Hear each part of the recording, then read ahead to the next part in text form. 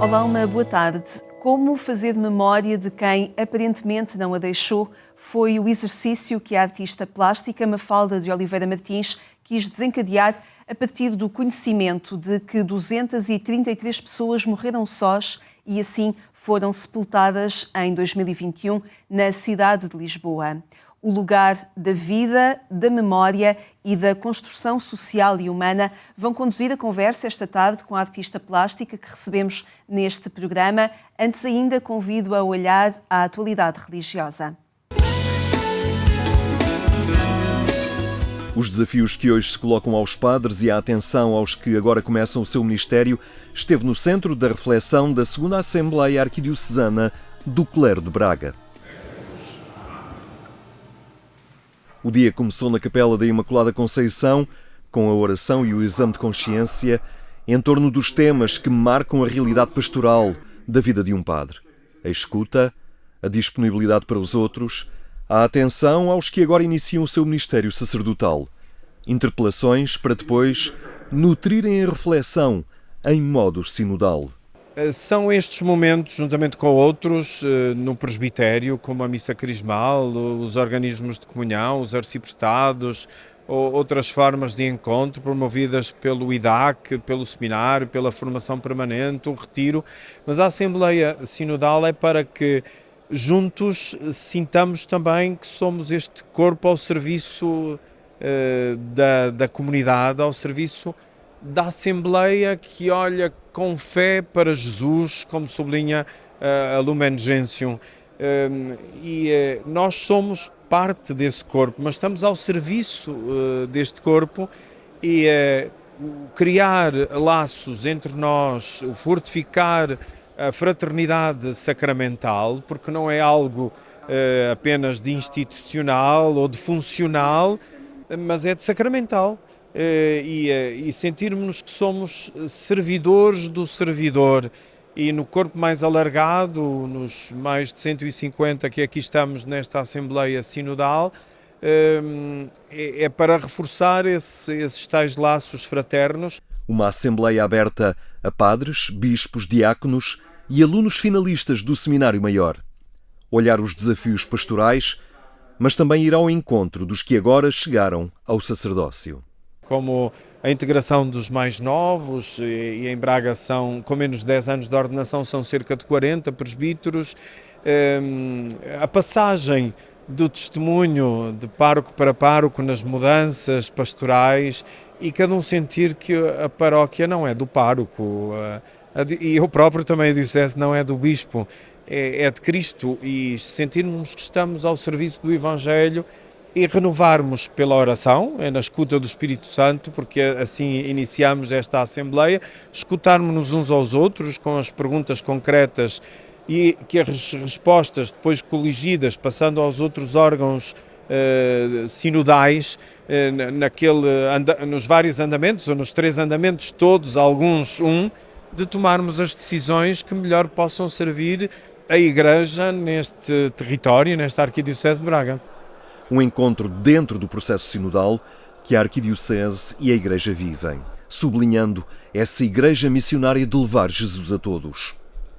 Uma Arquidiocese que recentemente apostou também na ousadia pastoral do encontro renovar, que quis dinamizar nas comunidades formas inovadoras e criativas de falar e propor a fé. Como é que hoje, nos nossos dias, podemos fazer um primeiro anúncio para quem não conhece a fé, para quem está afastado, ou até um segundo primeiro anúncio, digamos assim, para quem, tendo estado próximo da Igreja, se afastou nos últimos tempos.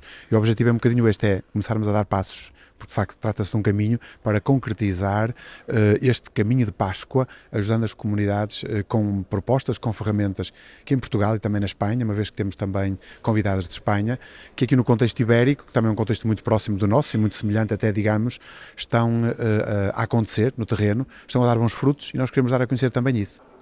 A vontade de estar disponível a ler a realidade e a abraçar novos métodos que coloquem a Igreja em diálogo com o mundo.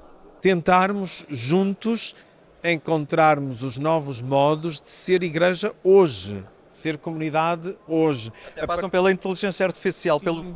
Tocamos todas as possibilidades e com a ajuda de algumas pessoas que vêm de modo especial de Espanha e com algumas ferramentas de evangelização já em curso, para que pelo testemunho de todos os agentes pastorais, e nomeadamente de leigos comprometidos com o Evangelho, e não apenas bispos e padres, mas dizer que a evangelização é para todos e é feita com todos, e encontrarmos aqui os caminhos da renovação da fé, ou desta Assembleia que olha com fé para Jesus. A Arquidiocese de Braga caminha com esse horizonte de 2033, 2000 anos da Páscoa de Cristo, com o tema Juntos no Caminho da Páscoa. É necessário ter a coragem para acabar com os métodos que já não funcionam. O apelo partiu das Jornadas Nacionais de Catequistas que decorreram em Fátima. Centenas de catequistas de todas as dioceses do país estiveram em Fátima para as suas Jornadas Nacionais, que desta vez olharam os alicerces da vida cristã, o itinerário e os sacramentos. Promovidas pelo Secretariado Nacional da Educação Cristã, reuniram diversos especialistas, como Valentino Bulgarelli, que apelou à coragem para que se alterem estruturas que já não correspondem a necessidades de hoje. Bisogna avere il coraggio, veramente il coraggio, di abbattere degli schemi che non funzionano più a livello politico, civile, sociale e anche onestamente ecclesiale.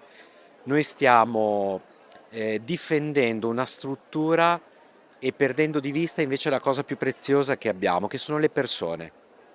E non dobbiamo mai dimenticare che le strutture che abbiamo sono state pensate per le persone, ma oggi la vita è completamente modificata, quindi è auspicabile, come evocava Papa Francesco già nel 2013, veramente avere il coraggio di ripensare con calma, con pazienza, con gradualità, però l'importante è iniziare a pensare.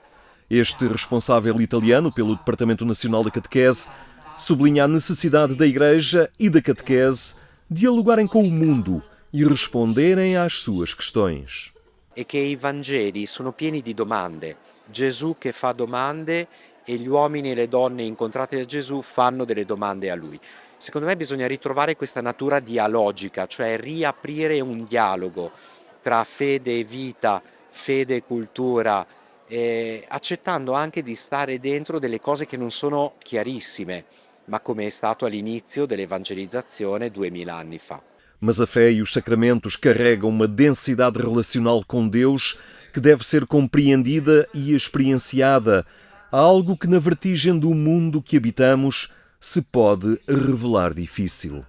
Eu penso que estamos a viver um tempo com mudanças de tal maneira em ritmo de zapping que é quase impossível que, de facto, esta perfeita comunicação entre quem emite e quem recebe verdadeiramente aconteça.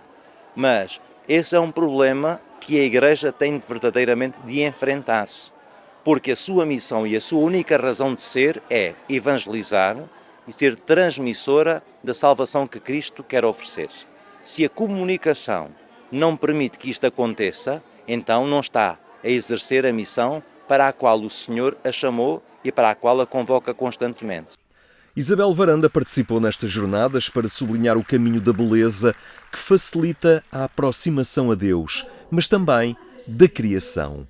Conversão ecológica como lugar teológico é algo que também deve marcar a transmissão da fé aos mais novos. Porque não se trata de uma atitude meramente que partilhamos com os ambientalistas, por exemplo, ou com as áreas científicas da biologia, da cosmologia, da antropologia, que se dedicam a estas questões ligadas com a problemática ecológica. Trata-se de descobrir, e ainda estamos a dar só os primeiros passos, de descobrir qual é a singularidade do contributo da religião em geral e do cristianismo concretamente para fazer face à crise ecológica contemporânea. E porque o Evangelho é boa nova, não tem de ser transmitido de forma carregada. A alegria deve ser a imagem do catequista, como lembrou o presidente da Comissão Episcopal da Educação Cristã e Doutrina da Fé. Uma igreja que precisa de anunciar o Evangelho, mas com evangelizadores com alegria nos lábios e no rosto. Evangelizadores que transmitem o encanto e a alegria de ter fé. E por isso a catequese, como outras realidades da Igreja, tem que ser cada vez mais uma catequese atrativa. Não apenas por uma obrigação, mas uma catequese atrativa. É nisso que todos estamos empenhados. Uma catequese que chega a todos e por isso há muitas coisas que deverão mudar, como lembra o Papa, espaços, atitudes, horários e outras coisas que têm que mudar para que esta mensagem do Evangelho chegue a todos. Nesta renovação que o novo itinerário promove e propõe, é importante, indispensável, o envolvimento cada vez maior de famílias e também de comunidades. Deixaria apenas mais um apontamento sobre o tema escolhido para estas jornadas. Os alicerces da vida cristã, o novo itinerário e os sacramentos. Ou seja, estamos a tratar dos alicerces. 2 dias em Fátima com grande incidência formativa e a interpelar os catequistas para novas linguagens que são essenciais para comunicar com gerações de uma nova cultura e que habitam um contexto cultural onde a percepção do transcendente não é imediata. Estas e outras notícias estão disponíveis no portal de informação em agência.eclesia.pt. Saúde agora, Mafalda de Oliveira Martins. Boa tarde, obrigada por estar connosco. Obrigada pelo convite. Obrigada, Mafalda. Queria que se reportasse a esta escuta de 233 nomes que escutou numa missa, concretamente. Que relação é que estabeleceu ao escutar 233 nomes? Primeiro de tudo, acho que este momento de escutar os nomes deu-se no dia 17 de outubro de 2021, que calhou ser, por acaso, é o Dia Internacional da Erradicação da Pobreza e do Sem-Abrigo, e calhou ser a um domingo.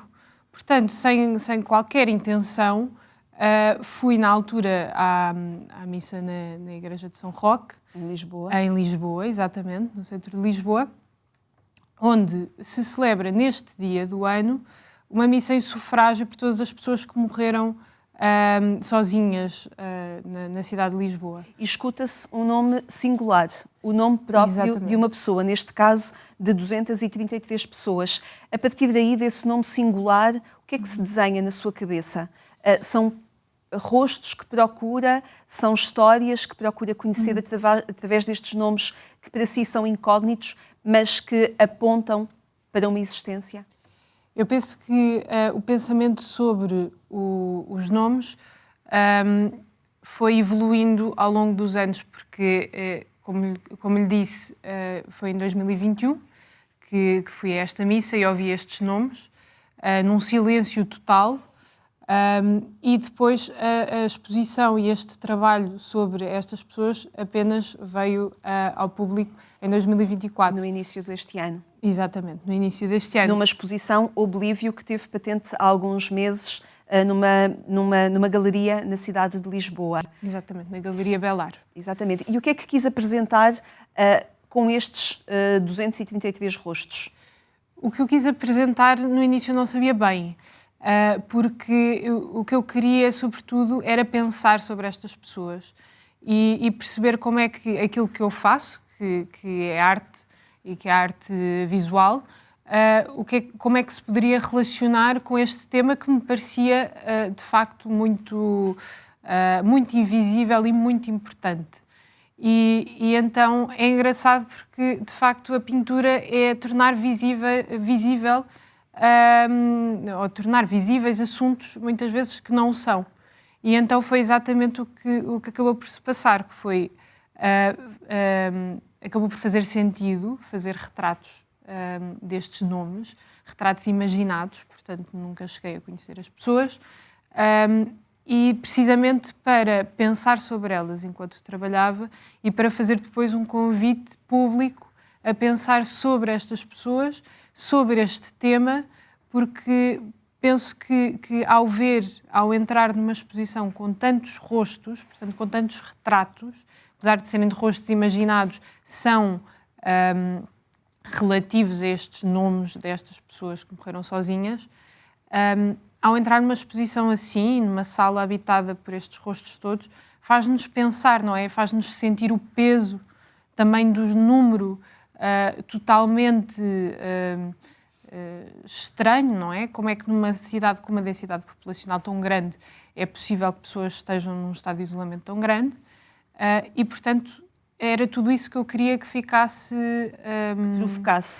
que provocasse quem visitasse a exposição. O peso e a individualidade também. E a individualidade. E nós estamos a ver essas imagens mesmo, que é dos rostos patentes nas duas primeiras salas, como também os rostos na última sala de 14 crianças, 14 bebés unados, mortos. E há um espaço privilegiado também para esse último espaço, que a Mafalda denomina quase como uma capela, um local de maior recolhimento, em que somos confrontados também com essa situação em que crianças e bebés falecem sozinhos ou desconhecidos. O nome identifica-nos de alguma forma, traça a nossa história, deixa uma memória, uma marca. Quando são nomes singulares, como é que é possível deixar essa memória um bocadinho perseguir a pergunta que a Mafalda quis perseguir com esta exposição, como fazer memória de quem aparentemente não a deixou-a apenas pelo nome? De que forma é que nos podemos continuar a relacionar, ou nos devemos, ou é a proposta que a Mafalda faz de nos continuarmos a relacionar com estes nomes, aparentemente ilustrados por estes rostos, que são imaginação, e de alguma forma o material também foi desenhando a própria figura destes rostos, mas como é que nós podemos continuar a fazer memória a partir destes rostos e destes nomes?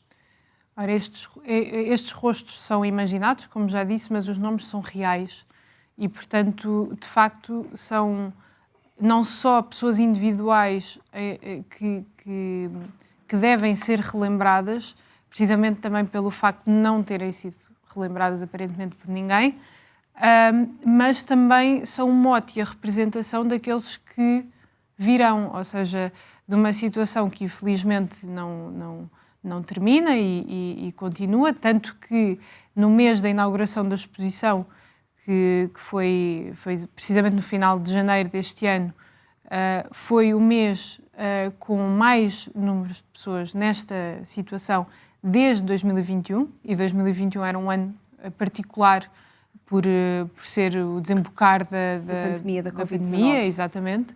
Portanto, pessoas em situação de isolamento agravaram essa situação e era mais expectável que estes números subissem, mas de repente em 2024 subiram muito e não se sabe porquê, porque aparentemente não existe nenhum contexto social ou histórico que faça parecer que seria de esperar estes números. Portanto, o que fica aqui é precisamente um convite a refletirmos neste tema que não termina e a ter mesmo consciência disso.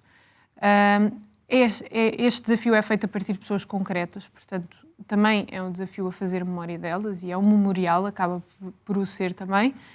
E depois eu acho que o grande desafio que eu gostaria que esta exposição fizesse a quem a conhece, este projeto a quem a conhece, é pensar também na sua própria vida.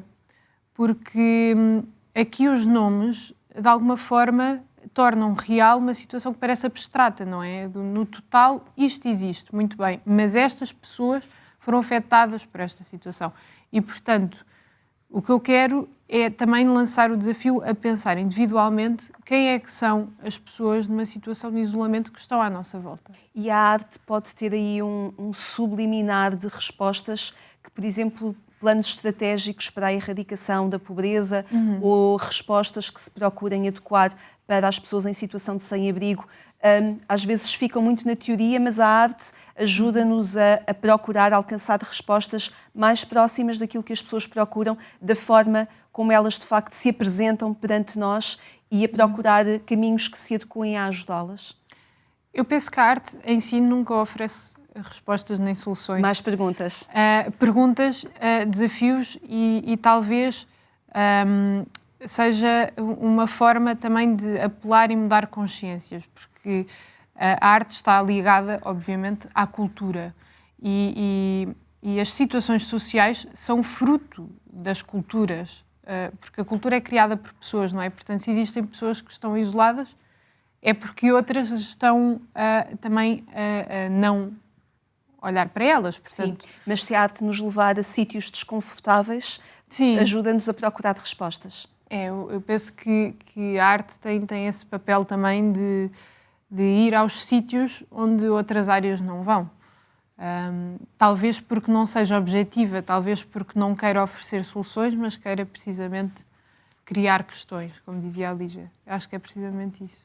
E a memória e os nomes e a construção social e humana podem ser também desencadeadas a partir do contacto com estes rostos que a Mafalda foi procurando desenhar, uma realidade que quis trazer a público e que nós evocamos também nesta altura em que tantas pessoas recordam os seus entes queridos, familiares, amigos, pessoas que também deixaram memória e deixaram história na vida das pessoas. Mafalda, obrigada também por nos desinquietar e nos convidar a olhar para a vida das pessoas, para a memória, mesmo para aqueles que nós não adequamos um rosto, mas que deixaram rasto na vida e na sociedade. Muitíssimo obrigada. Eu é que agradeço. Obrigada. Obrigada a si também por ter estado connosco. Procure-nos em agência.eclésia.pt a qualquer hora. Aqui na RTP2 marcamos encontro amanhã pelo mesmo horário. Tenha uma excelente tarde. Até amanhã, se Deus quiser.